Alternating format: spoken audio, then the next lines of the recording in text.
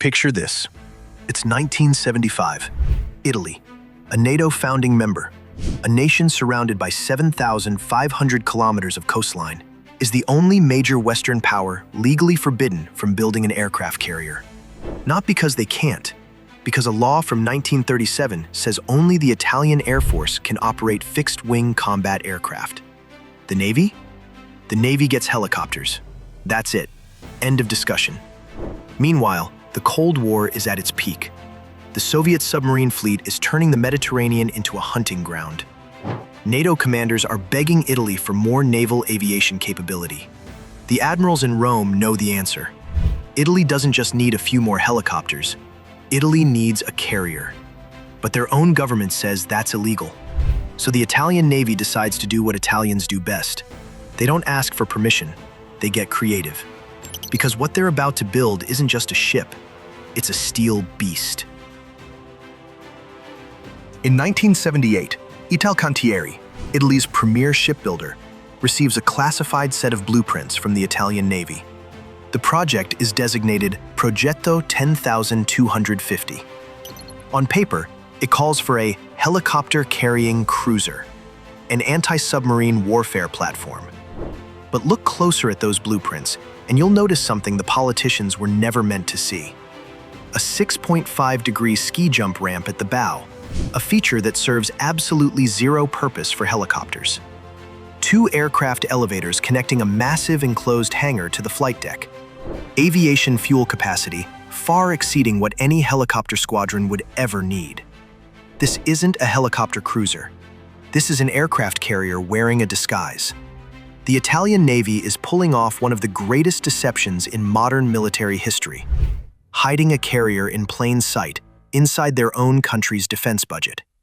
They name the ship Giuseppe Garibaldi, after the revolutionary who unified Italy in the 1860s by breaking every rule in the book, defying governments, and doing what everyone said was impossible. Construction begins at the Monfalcone shipyard in 1981. When she's launched on June 4, 1983, she's officially classified as an incrociatore portaeromobili, an aircraft-carrying cruiser, not a carrier. Never a carrier. The word carrier never appears in a single official document, because carriers are illegal.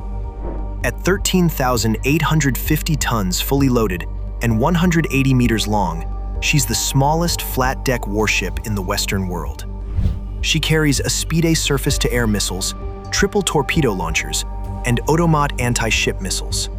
She has a combat management system that rivals ships twice her size. She's a warship disguised as a support vessel, built by a navy that wasn't allowed to fight with jets. For 6 years, the charade holds. Only helicopters, SH-3D Sea Kings and AB-212s, land on her deck. That ski jump ramp? A structural feature, the admirals tell Parliament with straight faces. The oversized elevators? Future-proofing. Then, in 1989, everything changes. Parliament finally kills the 1937 law, granting the Italian Navy the right to operate fixed-wing aircraft. Within months, 16 AV-8B Harrier 2+ jets, the same vertical takeoff fighters flown by the US Marines, land on Garibaldi's flight deck for the first time. The helicopter cruiser has shed its disguise. The smallest carrier in NATO is open for business, and she's armed to the teeth. No one builds a carrier expecting peace, but no one expected this tiny, illegal ship to fight 4 wars across 3 continents. Kosovo, 1999. Yugoslavia is burning. NATO launches Operation Allied Force. The United States sends the USS Theodore Roosevelt, a 100,000-ton nuclear supercarrier with 80 aircraft. Italy sends Garibaldi, 13,850 tons, with a handful of Harriers. Garibaldi's AV-8Bs fly 30 combat sorties over Serbia, dropping GBU-16 laser-guided bombs and launching AGM-65 Maverick missiles against Serbian military targets. It's Italy's first carrier-based combat operation in history. The smallest carrier in the coalition is punching alongside the biggest and landing hits. Afghanistan, 2001. After September 11th, Garibaldi sails from her home port of Toronto, crosses the Mediterranean, transits the Suez Canal, and deploys to the Indian Ocean in support of Operation Enduring Freedom. Her Harriers fly 288 combat missions, totaling 860 flight hours, air interdiction, close air support, and armed reconnaissance over Afghanistan. She's operating 8,000 kilometers from home, doing the job of carriers 5 times her size, in waters she was never designed to patrol. Iraq, 2003. Operation Antica Babylonia. Garibaldi deploys to the Persian Gulf, providing air support and maritime security.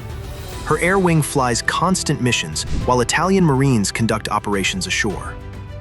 Libya, 2011. NATO's Operation Unified Protector. Garibaldi is 26 years old, ancient by warship standards.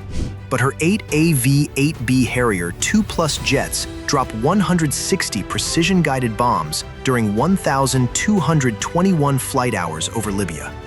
She's flying more strike missions per aircraft than some carriers with 10 times the air wing. From the Adriatic to the Indian Ocean, to the Persian Gulf, to North Africa, the carrier that wasn't supposed to exist has fought more wars than most carriers that were.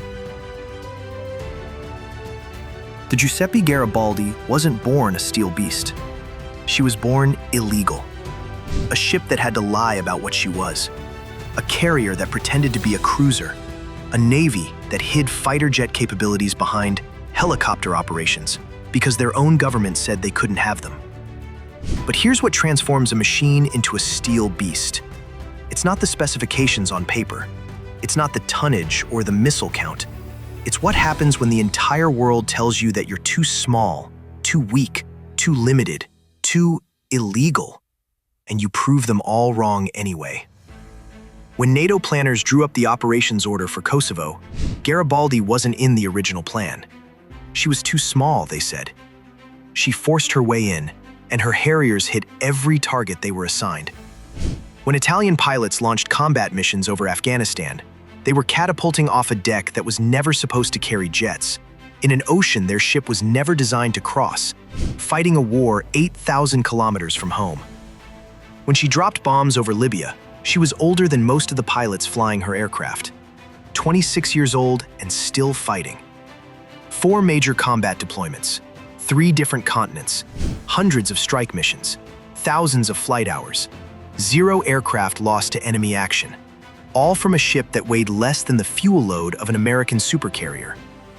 She turned Italy from a coastal defense navy into a blue water power projection force. She proved that a nation banned from building carriers could build one anyway and fight with it. She proved that you don't need 100,000 tons to change a war. Sometimes, 13,850 tons of Italian engineering, creative defiance, and pure determination is enough. That's not just a ship, that's a steel beast.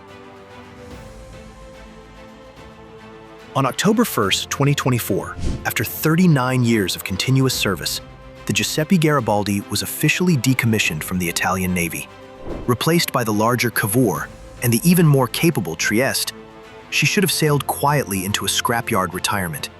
Instead, she's about to start a whole new life on the other side of the world.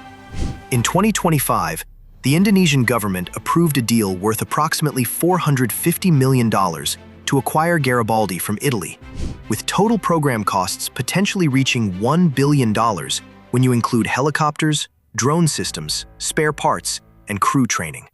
Fincantieri, the same company that built her hull in 1981, will oversee the refit, transforming her into a hybrid helicopter and drone carrier for the Indonesian Navy, the TNIAL. Think about that for a moment. A ship that Italy had to build in secret because it was against the law. A ship that fought 4 wars across 3 continents over 3 decades. A ship that every critic said was too small and too old and too Italian to matter. That ship is now being purchased by the world's largest archipelago nation, 17,000 islands, as the centerpiece of their entire naval transformation strategy. In 1975, Italian law said this ship couldn't exist. In 2026, she's about to become the most powerful vessel in Southeast Asia's largest navy. They said she was too small, They said she was illegal. They said she was just a helicopter cruiser. She was always a steel beast. She was just waiting for the world to catch up. If this story proved that size doesn't matter in naval warfare, smash that subscribe button. Because every week on Steel Beast, we uncover the untold stories of military machines that the world underestimated and lived to regret it. Next time on Steel Beast, we reveal another weapon that was called a failure until it changed everything.